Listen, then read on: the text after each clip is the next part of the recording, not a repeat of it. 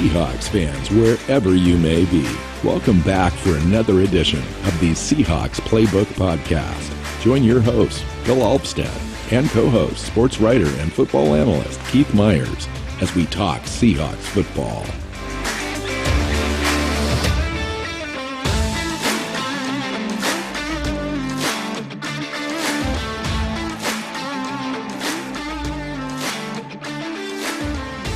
Seahawks fans, welcome back to another edition of the Seahawks Playbook Podcast. I'm your host, Bill Alvstad, here with Keith Myers. Keith, welcome into the show. Let's talk some free agency. Let's do it. Awesome. So let's get right into it. Well, first of all, how you doing? You have a good week? I did. I had a good week, had a good weekend. I actually got to relax for the first time in months, and now I'm sitting here drinking a fantastic beer out of a brandy snifter. And nice. For those that can see that on YouTube, that looks amazing. I have got a well-concealed red wine in my stainless cup. See, you're trying to act like you're drinking water, and while we're doing that's exactly this, it is water. And no one's going to know. And I'm sitting here with a brandy snifter going, yeah, sure. Well, we are recording. I want to let everyone know we are recording at like 8 o'clock at night. So we are well within our right to do that. So let's talk Seahawks free agency. A lot of great things happened since we pushed the record button last time. A couple of things, happened as we were recording. We didn't really have time to have that total instant reaction when we had Dan Viennes on last week. But they've done some things. So Carlos Dunlap signed, Ben Semioa had signed. We found out some contract details there, so I thought I'd just share those. Carlos Dunlap, 2 years, $16.6 million, $8.5 million guaranteed. Not quite yet sure how much dead money is on that. If it was just a 1 year deal, I think it's legit 2 years on this particular situation. It appears to be. Yeah, the Ben Semioa deal is a little different in that it's a 2 year, $7.62 million deal. $4.1 million guaranteed. The contract notes on that is that it's a signing bonus plus the 2021 salary is that $4.1 million guaranteed with some active bonuses and so forth. It automatically voids though 5 days after the 2022 Super Bowl. So the 23 and 24 years would appear to be non-existent on that particular deal. Yeah, so, it's a 1 year deal for was it 4.1? 4.1. Yeah. It's a 1 year deal for 4.1, and they took most of that 4.1, put it in signing bonus, spread it out over 3 years, so that way 2/3 of it bingo. 2/3 of what he's going to make doesn't count towards the salary cap this year. And they have money to burn in the next couple of years after this, so that made a lot of sense. In fact, I was surprised they kind of didn't do that more, but we can talk about that. I was going to say that with the Dunlap deal, you look at those numbers: 2 years, about $16 million, half of it guaranteed. If you go back on this show a few months ago, we were talking about how do you get this Dunlap deal done, because he can't play on that $14 million contract, and it was.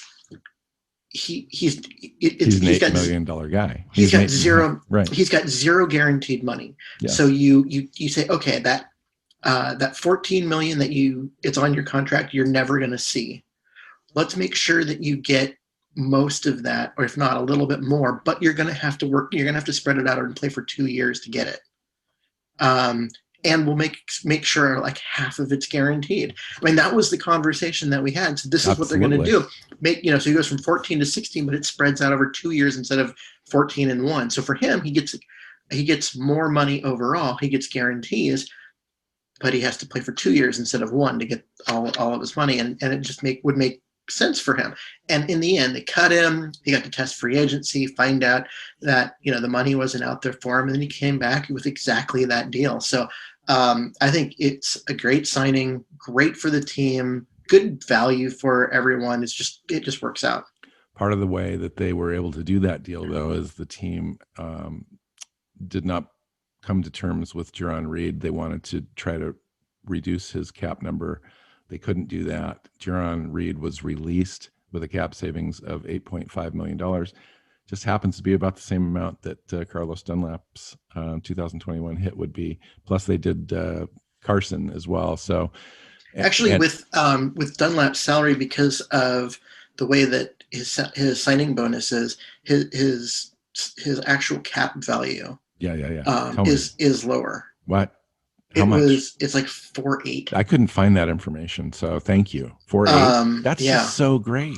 Yeah, I mean, so it does push a lot of it into year two, but they saved 8.5 by cutting Reed. They got Dunlap back for like 4.8. They got Benson Mayoff, I was thinking Cedric Abuahe and Jordan. I was going to say Abuahe and Simmons were both for near the league minimum, and then Woods, they lost Reed, but they brought Al Woods back, which is great. And the combination of all of those guys, their salary. I wasn't including Hader in that, but the rest of the guys that we've mentioned, all of their salary comes out to be about Jerron Reed's. So you lose one guy, you gain. I think it was a necessary move. It just was. Yeah, you lose one guy, you bring back. You have 4 come in, and you improve not only your talent with Dunlap, but your depth overall on the offensive line, and the defensive line. So it's kind of a no nonsense move. I mean, it does suck to lose Reed. I mean, he's a good player, but that contract was just an albatross. It was just terrible, and it had to go. Yeah, I think when that contract was signed, I think every intent was to have him redo the deal or have him released or traded or whatever. That deal was never really realistic. I think we looked at that last year and just thought, what's going on with that? That doesn't seem like a very good contract in Seattle's favor. And usually those things aren't done that obvious out of John Schneider's office. So we mentioned Carlos Dunlap, Benson Mayowa, Cedric Abuahe. We were talking about the remaining needs on last week's show. Tackle being one of them, swing tackle guy that could come in. They re-signed Cedric Abuahe to a 1-year veteran minimum deal. I presume it hasn't yet been reported, but I couldn't see it amounting to much more than that. And then Jordan Simmons, our guard, was brought back. He ended up starting 5 or 6 games for Seattle this year on a 1-year deal to come back. He did not have a tender extended to him. Oh yeah, he was never, because the lowest tender was 2.1 million, exactly. And you're not giving that to a backup guard. Right. You're paying 800,000. Yeah. And for that, so yeah, What did you think about that? Those 2 moves right there, the 2 offensive linemen. I think they're depth. I mean, you're not talking about starters. You're talking about guys that can play multiple positions. Simmons has played right guard and left guard over the last couple of years and did so competently. He's not good. He's not terrible. He's mildly competent. He's not average even. He's just a fill-in for a guy that should be in there. An injury hedge. And so he's a guy that makes the minimum and can back up 2 positions competently. Okay. I want to know, I don't remember, but I don't know how athletic he is. Like, how will he fit in a Shane Waldron type of thing? It seems like we acquired him when we were kind of moving in a different direction. So I haven't looked at his physical profile for a while. So I'm not. Oh, he's big. I'm not sure. He's a big guy. Even for a guard, he's a very big guy. Is it a draft hedge then? I bet you that Jordan Simmons thing is completely unguaranteed if I had to guess. Oh, absolutely. I'm pretty sure that, he might have like a $50,000 signing bonus that if they cut him, they'd carry that as dead money for the year, but that's a drop in the bucket for an NFL team. Right. So you combine that with the Gabe Jackson trade. Mm-hmm. You add those 2 guys back in. Is that enough? Or do you think, and Ethan Posick coming back on a 1-year deal? Ethan Posick's deal, which is his cap number is only 1.1 million. Yeah. Which is great. That's a backup offensive lineman contract. For a backup offensive lineman. He's there. They know he can start. He actually played pretty well in the first half of the season, and then his play really dropped off in the second half. But they know that there's at least some ability there, but they're paying him as a backup. He's a backup, and their starting center, we don't know who that is yet. I still think they get their starting center in the draft, and the starting center might not start week 1, but the guy that's going to hold that spot on the roster could be a draft pick, and then you work them in second, third, fourth week. Without the usual off season, it's going to be a little later than normal, and you bring them along a little slower than you had to with Damian Lewis last year, and then by mid-season he's playing every down, and he's your center for the next 5 years or more. So let's talk about a couple of guys that are left unsigned. Touch base with those guys, and then some of the holes we have left, and then let's just kind of evaluate the whole thing as a whole. Seahawks undrafted guys, unrestricted guys left. KJ Wright. There's a rumor out there that him and Dallas are talking. Haven't yet talked about numbers, which seems ridiculous. But they're talking about, is it a 2-year deal or is it a 1-year deal?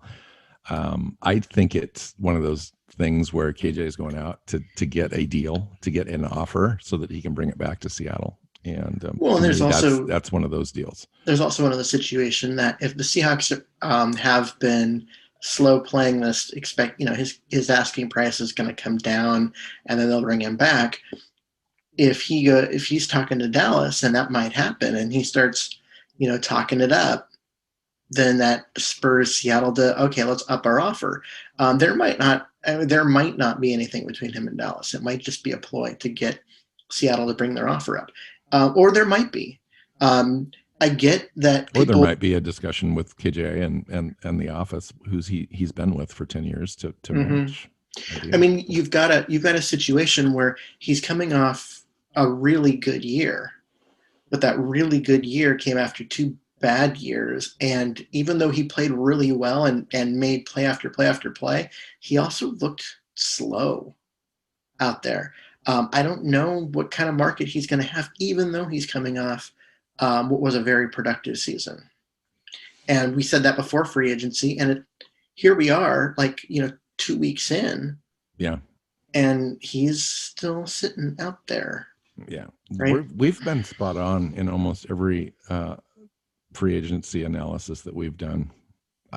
And it's just weird. It's crazy. At some point our luck is going to, run out, and we'll actually, start missing these the way we should.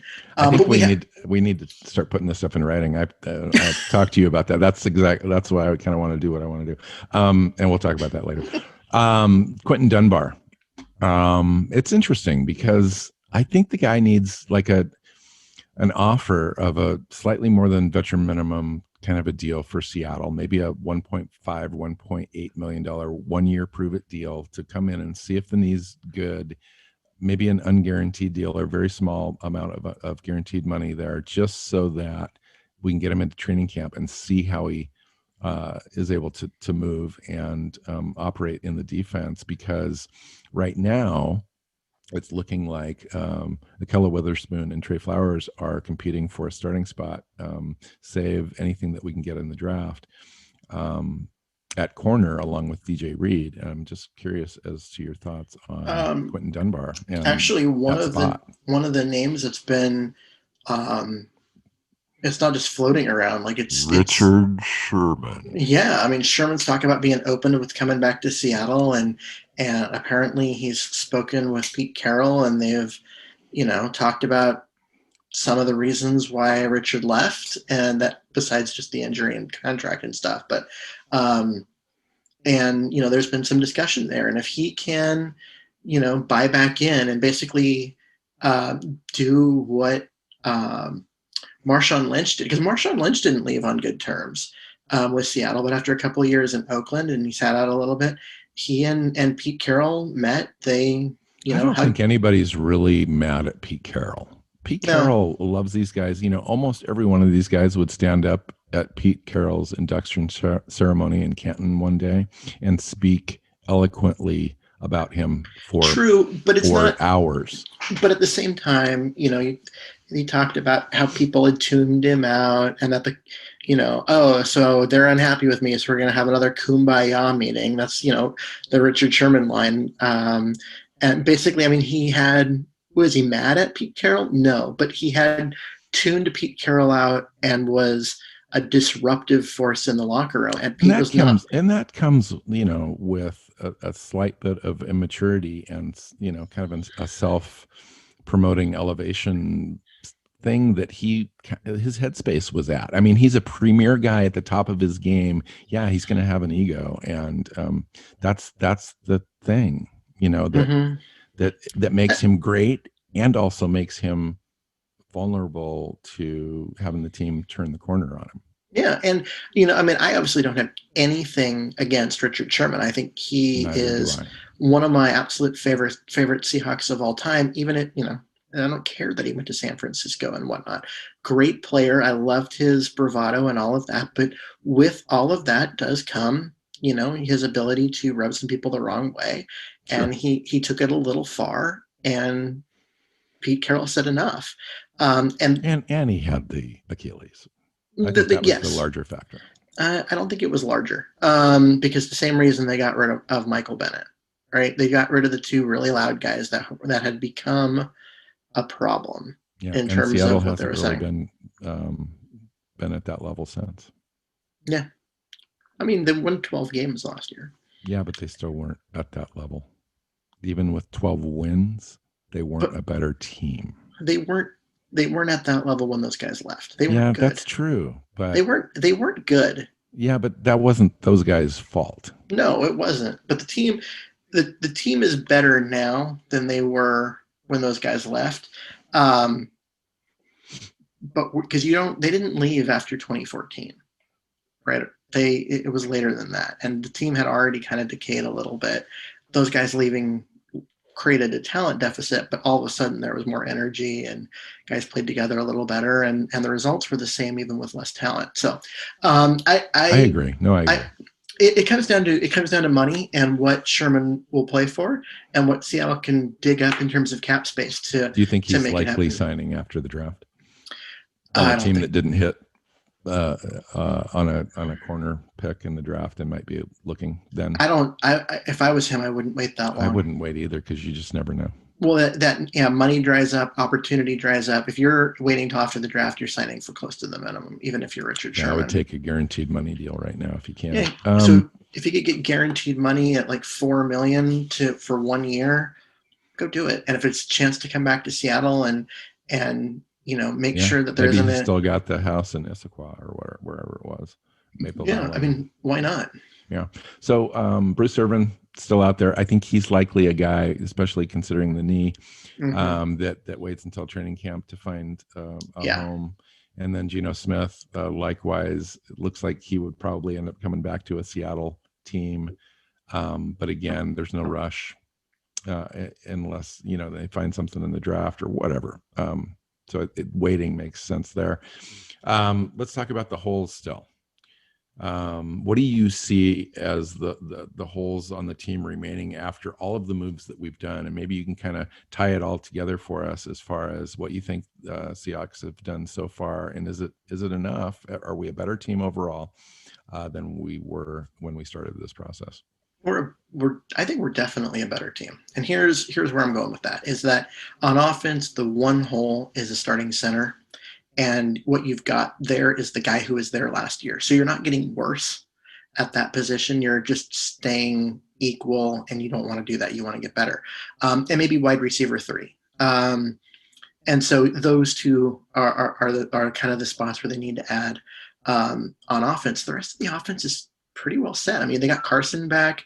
Their top 2 wide receivers. The tight end room is good. The offensive line has come together with the exception of center. So that's your thing. How do you feel about the offensive line? I actually feel pretty good I know about that you just mentioned Posick, but what do you think about?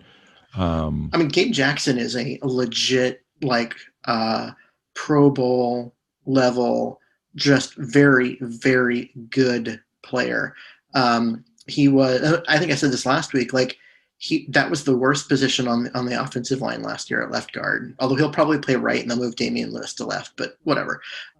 He's replacing Lupati, who was Lupati Simmons' position was the worst on the offensive line, and now it's arguably the best. And I know that people will say, "Oh, well, that's Dwayne Brown," and okay, Brown's more valuable because he's a left tackle and not a guard, but is he better at his job than Gabe Jackson is at his job? And I would say no. I would say Gabe Jackson's probably he's not as valuable. Nowhere close to as valuable. I'm not talking value. I'm just talking just the player. Still, Brown is a top 10 left tackle in the NFL. Is Gabe Jackson a top 5 guard? Yes. You think he's top 5? I do. He did not give up a sack last year. Yeah, I'm not going to argue with the fact that that left side is now primo. Oh, I think he's going to play on the right. But you think? I do. Okay, so what's the plan? So the plan will be Brown, Lewis, maybe Posick or another one, Gabe Jackson, and then Shell. Do you think that they would freely move Lewis around? They moved him to center last year. Yeah, but out of one game desperation. I think you're going to have Jackson for a few years.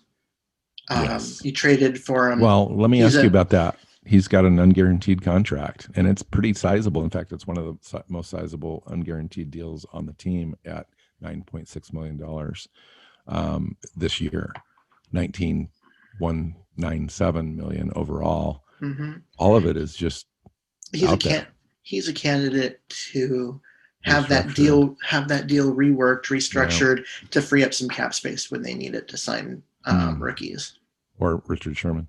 So that's on the offense. On the defense, I actually kind of like what they did. I mean, you brought Dunlap back, which they needed desperately because he really made the rest of that line better. They brought Mayoa back, who was really good when used properly. In a rotation.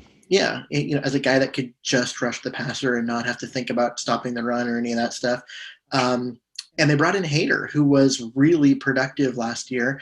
He kind of out of a starting job because Bosa's going to be back from his injury, but still he was really good. And he signed a very team-friendly contract with a $2.215 cap hit for 2021. That's really solid. And so that greatly improves the pass rush.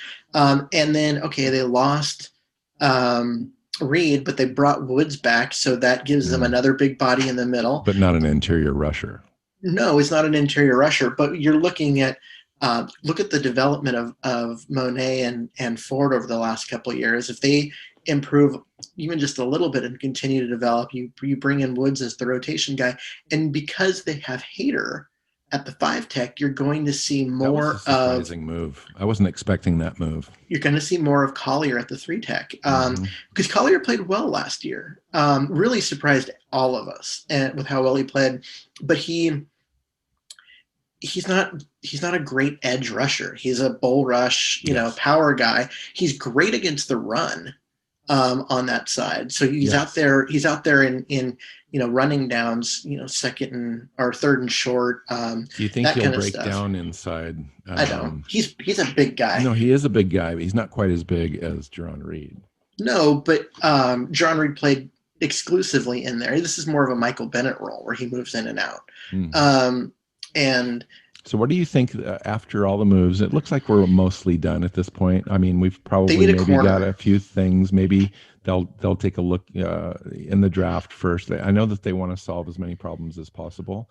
The strong side linebacker situation with KJ Wright, undetermined yet, is still a question to be resolved. Maybe a depth corner at the very least and a starting corner over Witherspoon that's better than Witherspoon at the best. Maybe it's Richard Sherman.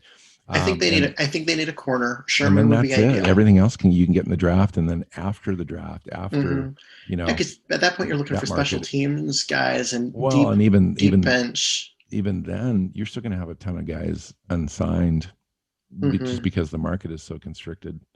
And if you rework Gabe Jackson's deal, you could have some money available to look at some other free agents that are available. I don't think you need to really worry about the strong side linebacker spot because of what you've done on the defensive line. If you're going to go all in on this roster for this year to win a Super Bowl, do you take any chances? Do you just go ahead and commit and build the roster as deep as you can at all the spots that you know you're vulnerable? And we're vulnerable there. You always do. But I think the fact that you've got Cody Barton and you've got a situation where you're going to want to play a ton of nickel in order to and have Blair on the field. Yeah. To get Blair on the field and let Jamal Adams do his Jamal Adams thing.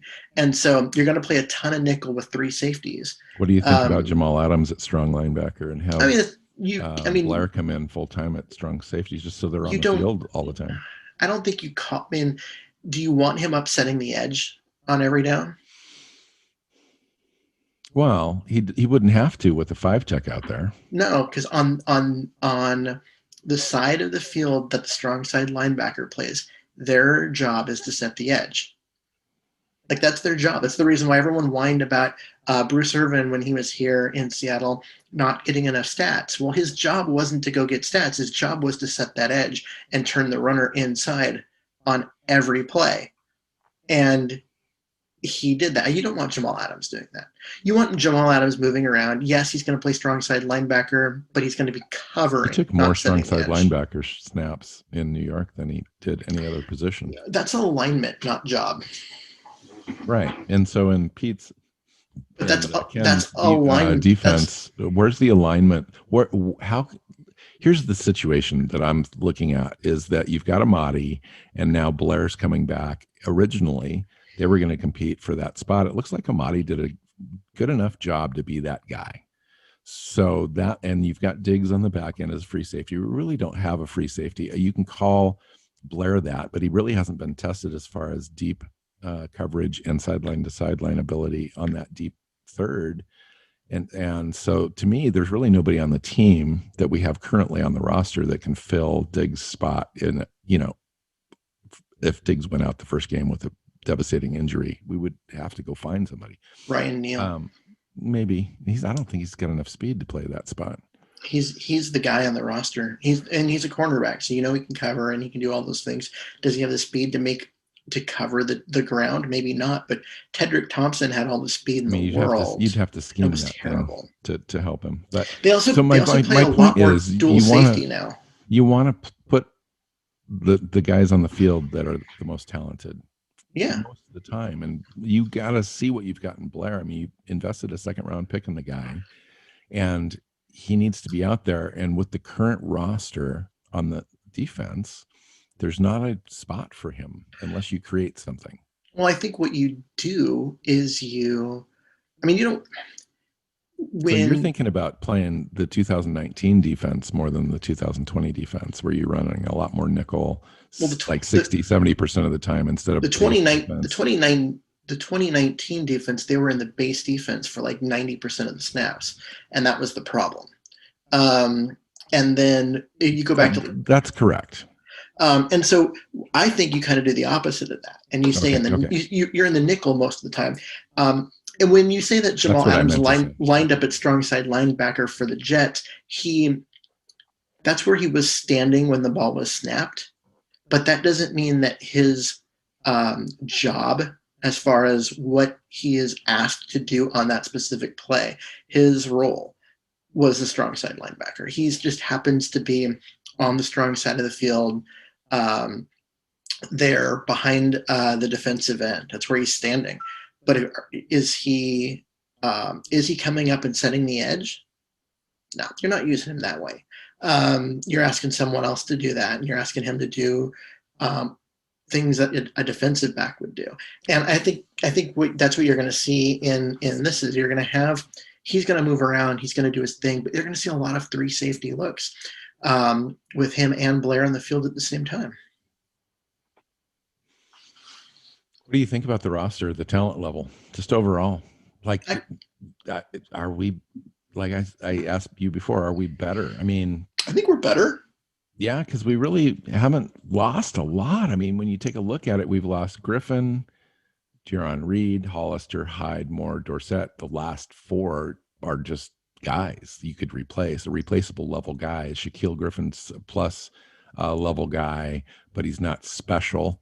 And then Reed was definitely a guy that had moments, but other times he was just really just inconsistent, there, right? And so I think with the current roster, without the draft, without any other moves, I think we're exactly where we were last year, plus a little bit. You're better at defensive end for sure. Maybe not at tackle, but Al Woods is definitely capable of stopping the run. One of the best in the NFL, top 10, 12 guy there. So I think that's going to be well. We don't really know yet what we have in Cedric Lattimore. The team's really high on him, from what I understand, and he should make the roster as a rotation guy this year, I think, unless we draft a defensive tackle that just turns out in the draft. Yeah, I mean, the Kerry Hyder thing surprised me. I mean, I thought about it more and more. I was like, we just had no idea the team was interested in upgrading that position. I thought that, they were disappointed a little bit in Green. And then they had some upside thoughts on Collier, but we all looked at that Dunlap deal and it was like, there's only so many resources. They're going to have to focus on that Dunlap situation. And so we just completely discounted the possibility that they might turn to that other thing, but they got it at such a value that it was a no-brainer. And if they knew that they were moving on from Reed before that was announced, and this Kerry Hyder thing was in conjunction with moving Collier inside, that makes total sense. Well, I mean, you think about it, like you have on that side, you've got Hyder and Collier and Green, right? And so all of a sudden, Rasheem Green, who flashed he's just an amazing athlete, and has flashed, just incredible talent at times. He's now the third guy in that rotation, and an active scratch in week one if everyone's healthy. On the other side, you've got Mayoa and Robinson and Taylor. Dunlap. And Dunlap. And so then you have Robinson and Taylor. I'm thinking Robinson and Taylor too. You look at their prototypes; those guys could.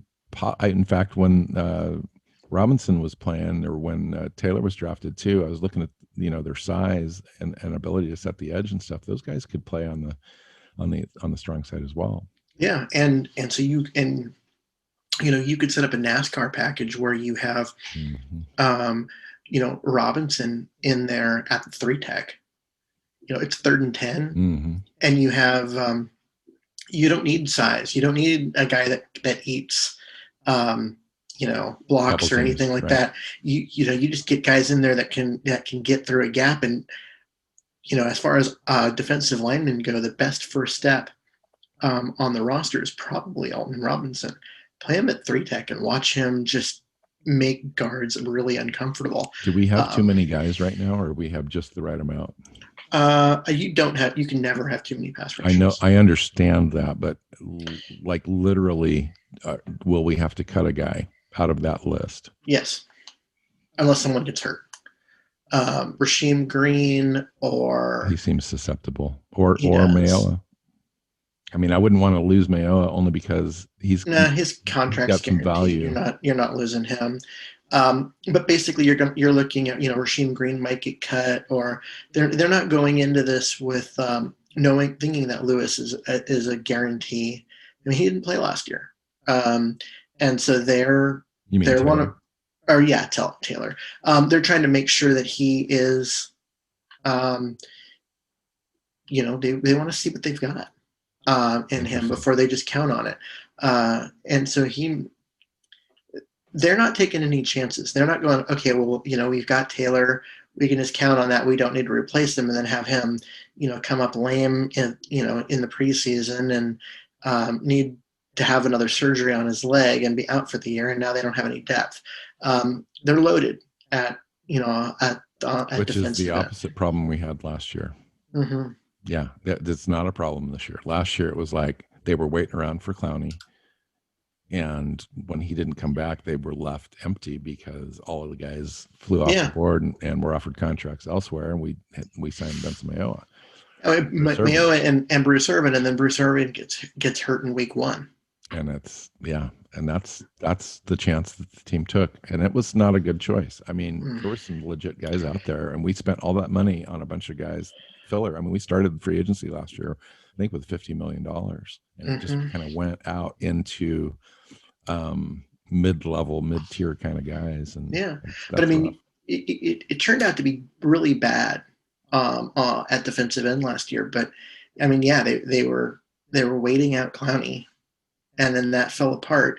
They ended up with Mayo and Irvin. Irvin gets hurt in week 1. Mayo misses a big chunk of the season in the middle. Out of necessity. And Taylor, their second round pick, who they were counting on coming in and being a major contributor, didn't play. So it sounds like we're better on both sides of the ball, in your opinion, without any additional moves. I still think they need a corner. And I know that Blair is going to kind of count for that once he's back, because they're going to play a lot of 3 safeties rather than having another corner. But I think they need another corner, whether that's Sherman or they certainly they need no less than a solid depth option that might be better than Flowers. Yeah, because we just don't know, I think, what we have yet in Witherspoon. I think that there's some tremendous upside there. Both of us really liked him in the 2017 draft. In fact, he was definitely on my short list of Seahawks picks in the second or third round that I was pining for. And I'm very interested to see how he turns out in this defense. It's very similar to what he was used to with the 49ers, but I just think that he didn't get a large enough opportunity there. And maybe I'm wrong. Maybe he will fall apart a little bit, but he ran into some injuries, and that definitely made life a little more challenging for him. But he played well at times, and he struggled a little bit. Coverage grades and stuff. I mean, it's not he's been horrible. No, he hasn't been. He just hasn't been on the field as much as I think everyone wants.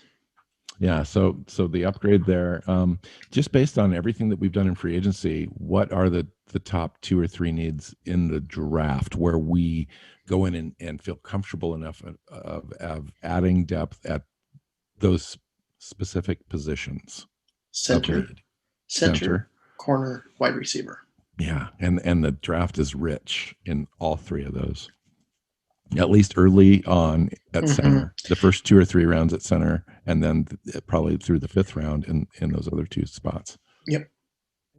You go into the draft, I think they need to get a center, or at least an interior offensive lineman, someone that they can convert to center, or move Lewis. Or move Lewis in. And they need a corner. I mean, and there's some really nice options out there. DJ Reed was a great find last year. That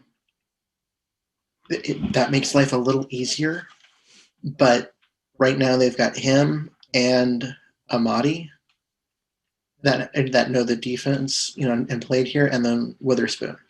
And I guess Trey Flowers is there, but I think after 3 years of seeing Flowers up and down, right? He was good as a rookie. He was bad year 2. Last year he started out bad. He played much better for a while, and then had a couple bad games at the end of the year.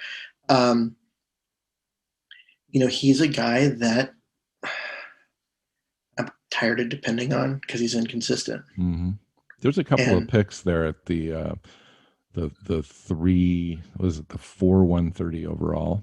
Mm-hmm. That's an area right there that if a couple players are hanging around or available, like a Keith Taylor out of Washington. I really loved the way that he moved at the Senior Bowl. His hips were so fluid, and he's tall and long. His arms are a little short, which surprised me. I think he's got like 31.5-inch arms or whatever, and they do have a criteria of 32-inch arms, at least in the past. Now, DJ Reed might be the exception, but that might be something that takes him off the board. But a guy like Benjamin St. Juice, he's the guy I'm looking at. Very intriguing. 6'3", senior out of. And he gave an interview that I fell in love with the guy. He just is amazing. He just looks like a Seahawk. He's the type of guy that they draft in, pick one, I don't know, 30-ish somewhere in there after trading down and turn him into a star. I mean, he's that kind of guy. He is that kind of guy. I think he's got the right mindset to be a guy. If they could get him in that range, I would be so happy with that pick. That's gonna not cause me any. So let me ask you a question. Let me ask you a question just really quick, and then we'll wrap this up. Mm-hmm. At 56, let's say we trade back to like 62, pick up a 4th round pick or whatever. All right. So you got picked either 56 to like 65 in that range. And you've got Quinn Miners on the board, Josh Myers, Javonte Williams, Ben Cleveland, and who's the other guy that I was thinking about that we would, Walker Little. You trade back again. How many spots? If those 5 guys are all still sitting there, you would consider any one of them. You trade back 4 spots, so you know that at least 1 or 2 of them are still going to be there, and then you'll have your pick of those guys because you need more draft picks. So those 5 guys are all sitting there. You move back 4 spots. Yeah. Yeah, I shared a mock with you before the show on a separate interview that we did that's coming out this week as well, where I did a couple trade backs, and which I didn't. I had a similar situation where I ended up with a board that had the defensive tackle from Washington on it, and Javonte Williams and Walker Little and Josh Myers and Quinn Miners and Ben Cleveland and Dwayne Eskridge and Baron Browning and Amon-Ra St. Brown, the wide receiver from US. All those guys were available, and all those guys would have been really nice fits for Seattle. And so I was very comfortable trading back a little bit more to get another pick because I knew I would still have guys on the board that I liked. And that's the thing about the draft. It's like you have to be comfortable trading back knowing that you might lose the premier guy, but you've still got 4 or 5 other guys.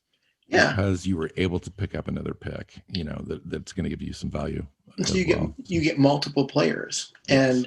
And despite what everyone says, like the hit rate, the fact that you get a star, a Pro Bowl level player, is higher at the top of the draft than it is in the top 10 than it is at pick 40, but it's not prohibitively so.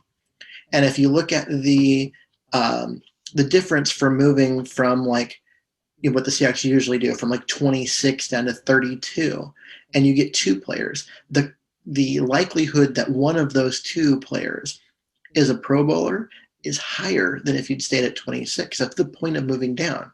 That you're trying to get a bunch because you're just trying to hit on a few players to be Pro Bowl level talent. Yeah, and before John Schneider came, Seattle really didn't do a lot of that.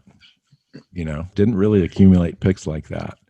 No, so it is an interesting strategy, and it has proven to be very effective. If you look at the long stretch of history on the last 10 years, while there's misses and so forth, and individual fans are upset that we dropped back and we missed a specific player that turned out to be amazing.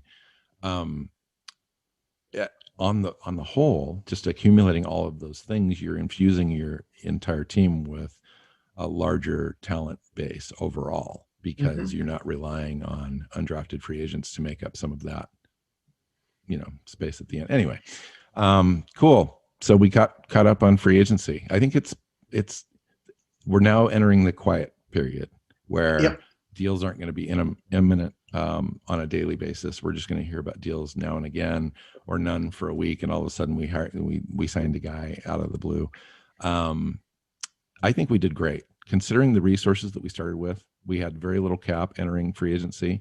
We freed up some immediately by the Dunlap deal. We ended up getting him back. I think it was brilliant. I think John Schneider really knocked it out of the park, to be completely honest. So far, I mean, they handled the Russell Wilson deal. It got out of control for a while. That by not really kind of playing into that situation, it just kind of resolved.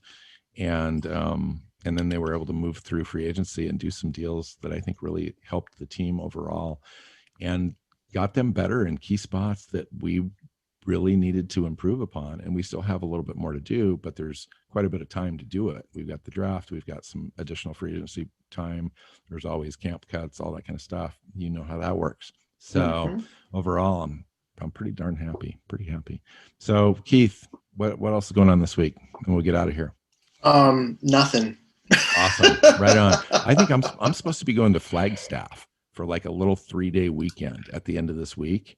Really? And it's been a long time since I've been up there, but it snowed this week. And I kid you not, after moving to Phoenix, I've slowly but surely donated the vast majority of my winter clothing. I don't even know if I have a sweatshirt enough, because it literally was like 25 degrees last night there. And so I'm probably in trouble. I might have to go buy something. And it's just now getting really hot. It was 88 degrees here today. And it looks like we've turned that switch and there's no going back. So it's just going to get hotter and hotter. So I don't know if buying a sweatshirt is the best investment either. So yeah, you live in Arizona. Sweatshirts, they're not necessary. Unless you go to Flagstaff or the Grand Canyon. You go to, although I will say I love Flag. Like Flag is it's just a really nice town. It's small. It's in the forest. It's in the trees. It's kind of got that logging town vibe, which reminds me of Washington. It's elevated a little bit. Yeah. There's a cold in the air, and there's just something about Flagstaff I like. Yeah, so, it's supposed to be 94 here next Thursday, Friday, and it's supposed to be 62 there. So that'll tell you the difference, and it's only 2.5 hours away, 2 hours from where we live. Yeah. So okay. So find Keith on Twitter at Myers NFL. I'm at NW Seahawk. The show is at Hawks Playbook. Seahawksplaybook.com has all the shows archived on it, and you can find us on your favorite podcast app. We just expanded our reach, and now we're on Stitcher and iTunes, and we have been on iTunes, but iHeartRadio, everything, every single platform that I could possibly find out there, we are on it. And if you find a platform that we're not on it, send me a little note, and I'll make sure that we get it added on there for you, because we want to make sure it's on your favorite platform. So that's it. Next week, we're going to get back to our prospect looks, and I think we're focusing on the defensive line. Yes, we are. Next show next week. So come back for that. And also, don't know the order of podcasts that we're releasing, but we also have a very special interview with a very special guest from the NFL Mock Draft Database website. Is going to join us for a really nice about 45 minutes of talking NFL draft stuff, draft simulators, kind of getting into the weeds, wonkish wise, lifting up the hood of the website and finding out how it operates on the back end with all the deep analytics and big data and machine learning and all that. So if you're into that, you definitely want to join us for the show on the interview. So until next time, Keith, go Hawks. Go Hawks. Seahawks Playbook Podcast listeners, thanks for joining us for another edition of the show. You can find us on Twitter. Bill is at NW Seahawk, Keith is at Myers NFL, and the show is at Hawks Playbook. You can listen and subscribe to the show at SeahawksPlaybook.com.